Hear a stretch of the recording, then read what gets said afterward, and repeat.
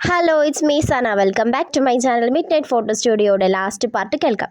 കീജോ nether വേൾഡിൽ angel of ഡെത്തിനെ അന്വേഷിച്ച് നടക്കുന്നതിനിടയിൽ വലിയൊരു താഴ്ചയിലേക്ക് അവൻ വീഴും. അവിടെ നിന്ന് അങ്ങോട്ട് അവനെ പറക്കുന്ന ഈവിൾ സ്പിരിറ്റ് ആയിരിക്കും പിന്തുടരുന്നത്. അവൻ ആ ക്യാമറയുമായി ഓടിയെത്തുന്നത് ഒരു ഗേറ്റിന് മുന്നിലായിരിക്കും. ഒന്നും നോക്കാതെ അവൻ അതിനകത്തേക്ക് കയറും. മാനേജറും ഹാനും ജീവനും അവിടുത്തെ ഈവിൾ സ്പിരിറ്റുകളിൽ നിന്നും രക്ഷപ്പെടാൻ ഓടിക്കൊണ്ടിരിക്കുകയാണ്. മാനേജർ ഒരു ടാക്സി ഡ്രൈവറെ പോസസ് ചെയ്ത് രക്ഷപ്പെടാൻ ശ്രമിക്കുമ്പോൾ ഹാൻ അതിൽ കയറാതെ ജീവനെ പ്രൊട്ടക്റ്റ് ചെയ്യുക. ആ ഗോസ്റ്റുകളൊക്കെ എൻ്റെ പുറകെയാണ്, അവർക്ക് എന്നെയാണ് വേണ്ടതെന്ന് പറയുമ്പോൾ മാനേജറും ജീവനും സമ്മതിക്കാതെ കയറാൻ പറയും. എനിക്കൊന്നും സംഭവിക്കാൻ കീജും സമ്മതിക്കില്ല, അവൻ എന്നെ തീർച്ചയായും പ്രൊട്ടക്റ്റ് ചെയ്യുമെന്ന് പറഞ്ഞ് ഇവരെ രക്ഷിക്കാൻ ഇവൾ മറ്റൊരു വഴിയിലൂടെ ഓടും. ഒരുപാട് ഗോസ്റ്റുകൾ ഇവൾക്ക് പുറകെയിലായി ഓടും. ഈ സമയം കീജുൻ അവൻ ഉദ്ദേശിച്ച സ്ഥലത്ത് തന്നെ എത്തിയിരുന്നു. ക്യാമറ അവിടെ വെക്കാൻ പോകുമ്പോഴേക്കും അവിടേക്ക് ഏഞ്ചൽ ഓഫ് ഡെത്ത് വന്ന് നിനക്ക് എങ്ങനെ ധൈര്യം വന്നു ഇവിടെ കിടക്കാൻ, അതും ജീവനോടെ എന്ന് ചോദിക്കുമ്പോൾ എല്ലാം അവസാനിക്കുകയാണ്. ഞാൻ ഈ ക്യാമറ ഇവിടെ വെച്ച് കഴിഞ്ഞാൽ പിന്നെ ആ ശാപവും കഴിഞ്ഞില്ലേ, എൻ്റെ ഹാൻ അവൾ ശാപമോചിതയാകില്ലേ എന്ന് കീജുൻ ചോദിക്കും.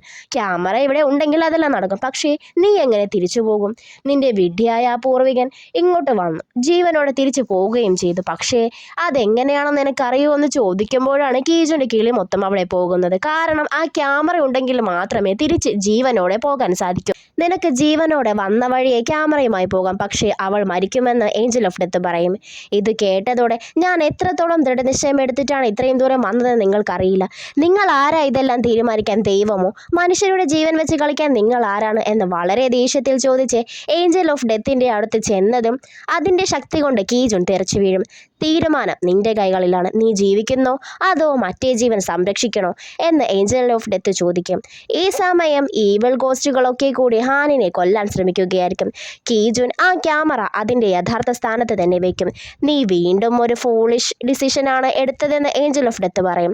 കീജുൻ ഹാനിനെ കുറിച്ച് ചിന്തിക്കും. അവൻ അവിടെ നിന്നും തിരിച്ചു പോകാൻ ഒരുങ്ങിയതും ഇവൻ നിൽക്കുന്ന സ്ഥലം കുലുങ്ങി ഇടിഞ്ഞ് പൊളിഞ്ഞ് വീഴാൻ തുടങ്ങും. ഇവൻ രക്ഷപ്പെടാൻ ശ്രമിക്കുമ്പോഴേക്കും അവൻ വലിയൊരു താഴ്ചയിലേക്ക് വീഴും. ഹാനിനെ കുറിച്ച് ഓർത്തുകൊണ്ട്, അവരുടെ നല്ല നിമിഷങ്ങൾ ഓർത്തുകൊണ്ട് അവൻ്റെ കണ്ണുകൾ മെല്ലെ അടയും. ക്യാമറ കൃത്യസ്ഥാനത്തെത്തിയതും ഹാനിൽ സേഫ് സോൺ അപ്പിയറാകും. ഉടനെ തന്നെ ആ ഈവിൾ ഗോസ്റ്റുകളെല്ലാം നശിക്കും.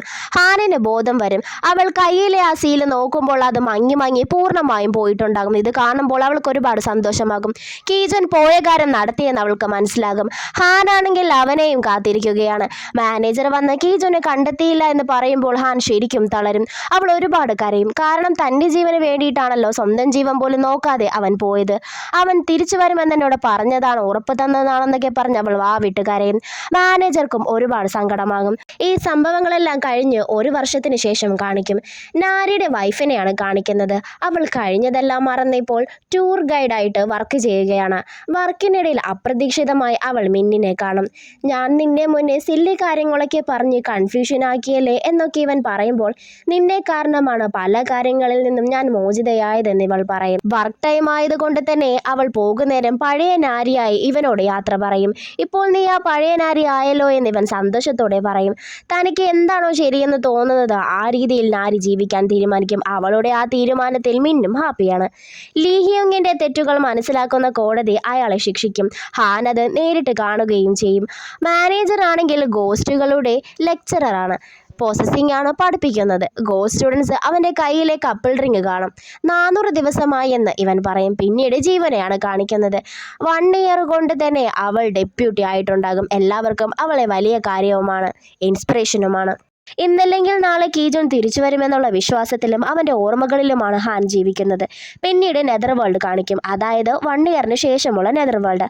അവിടെ ഒരു കുട്ടി വന്ന് ഇവനെ വിളിക്കുകയാണ്. അത് മറ്റാരുമല്ല, ഹീമാൻ്റെ വാളൊക്കെയുള്ള ഇവൻ്റെ വിസിറ്ററായിരുന്ന ഒരു കുട്ടിയില്ലേ, അതായിരിക്കും.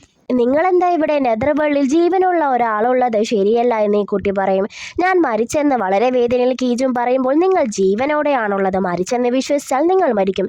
നെതർ വേൾഡിൽ കാണുന്നതൊന്നും വിശ്വസിക്കരുത്.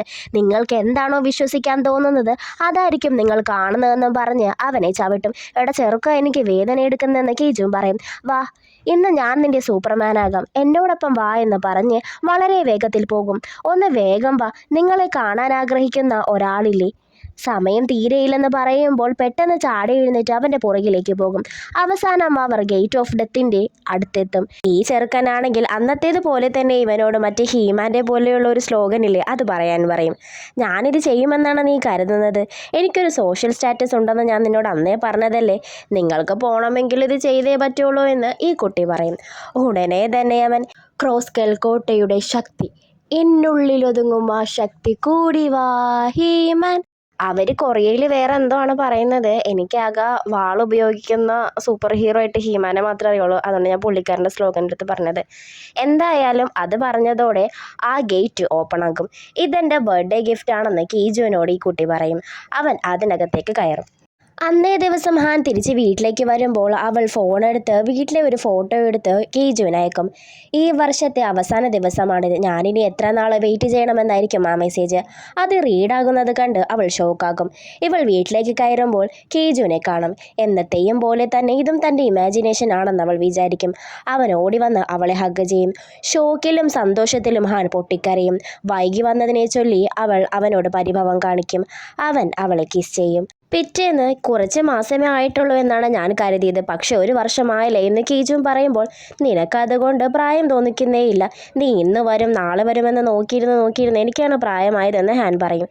ഞാൻ വരാൻ ലേറ്റായതിൽ 3 മാസം നീ പറയുന്നത് എന്തും കേൾക്കാമെന്ന് കീജും പറയും. അതവൾക്ക് തൽക്കാലം ആശ്വാസമാകും. കീജോൻ ഇവൾക്ക് ഒരു ഷൂ ഗിഫ്റ്റായി കൊടുക്കും. സെയിം ഡിസൈൻ തന്നെയായിരിക്കും അത്. നീ എനിക്ക് തന്ന അതേ കണ്ടീഷൻ വെച്ച് തന്നെയാണ് ഞാൻ നിനക്കിത് ഗിഫ്റ്റായിട്ട് തരുന്നത്. നീ എവിടെ പോയാലും ഞാനും നിൻ്റെ കൂടെ ഉണ്ടാകുമെന്ന് കീജോൻ പറയും. എന്താണ് ഇതൊരു പ്രപ്പോസലാണോ എന്ന് ഹാൻ ചോദിക്കുമ്പോൾ നീ ഇത്രയ്ക്കും ധൃതി കൂട്ടൽ. വെറും 100 ഡേയ്സിന് താഴെ മാത്രമാണ് നമ്മൾ ഡേറ്റ് ചെയ്തത്. കുറഞ്ഞത് 4 സീസണെങ്കിലും ഒരുമിച്ച് ഡേറ്റ് ചെയ്യണം. നമുക്കെന്നാ ഡേറ്റിംഗ് തുടങ്ങിയാലോ എന്ന് കീജുൻ ചോദിക്കുമ്പോൾ ഇവൾ അവനെ ഹഗ് ചെയ്ത് ഓക്കെ എന്ന് പറയും. നമ്മൾ വഴക്കിട്ടൊന്നൊക്കെ വരും, പക്ഷേ എന്നോട് കുറച്ച് കരുണ കാണിക്കണമെന്ന് കീജും പറയുമ്പോൾ എന്നോടുമെന്ന് ഹാൻ പറഞ്ഞ് അവർ കിസ് ചെയ്യാൻ തുടങ്ങിയതും മാനേജർ ഓടി വന്ന് അവനെ കെട്ടിപ്പിടിച്ച് ഉമ്മ കൊടുക്കും. ഇവനും കീജും വന്ന സന്തോഷത്തിൽ ഓടി വരും. മാനേജറിനോട് കീജുൻ ഞാൻ ഇവിടെ വന്നപ്പോഴേ എൻ്റെ ഫോണാണ് ഓപ്പൺ ചെയ്ത് നോക്കിയത്, നീ പർച്ചേസ് ചെയ്തതിൻ്റെ ബില്ലായിരുന്നല്ലോ ഒരുപാടെന്ന് ചോദിച്ച് അവനെ തല്ലാൻ തുടങ്ങും. അവർ ആ സന്തോഷത്തിൽ ഒരുമിച്ചിരുന്ന് ഫോട്ടോ എടുക്കും നേരം മാനേജറിനെ നോക്കി നിന്നെ ഫോട്ടോയിൽ കിട്ടില്ലല്ലോ പിന്നെ എന്തിനാ കയറി ഇരിക്കുന്നതെന്ന് കളിയാക്കി ചോദിക്കും. ഫോട്ടോ എന്ന് പറയുന്നത് മെമ്മറിയാണ്. ഞങ്ങൾ അവസാനത്തെ ഫോട്ടോ എടുക്കുന്നു എന്ന് പറഞ്ഞ് അവരുടെ സന്തോഷത്തിലുള്ളൊരു പിക്ക് കാണിച്ചുകൊണ്ട് മിഡ് നൈറ്റ് ഫോട്ടോ സ്റ്റുഡിയോ എന്ന കൊറിയൻ ഡ്രാമ അവസാനിക്കും. എങ്ങനെയുണ്ടായിരുന്നു മൊത്തത്തിൽ ഈ ഒരു ഡ്രാമ? നാംകോന് സംഭവിച്ചതൊഴികെ ബാക്കിയെല്ലാം അടിപൊളിയായിട്ട് എനിക്ക് തോന്നി. Horror, comedy, plot, twist sorry നാക്കൊന്ന് ട്വിസ്റ്റ് ആയതാണ് ട്വിസ്റ്റ്. അങ്ങനെ ഓവറോൾ എല്ലാം കൊണ്ടും നല്ല അടിപൊളി ഡ്രാമയായിരുന്നു. ഈ ഡ്രാമയെ പറ്റി നിങ്ങൾക്ക് എന്ത് തോന്നിയെന്ന് കമൻറ്റ് ചെയ്യുക.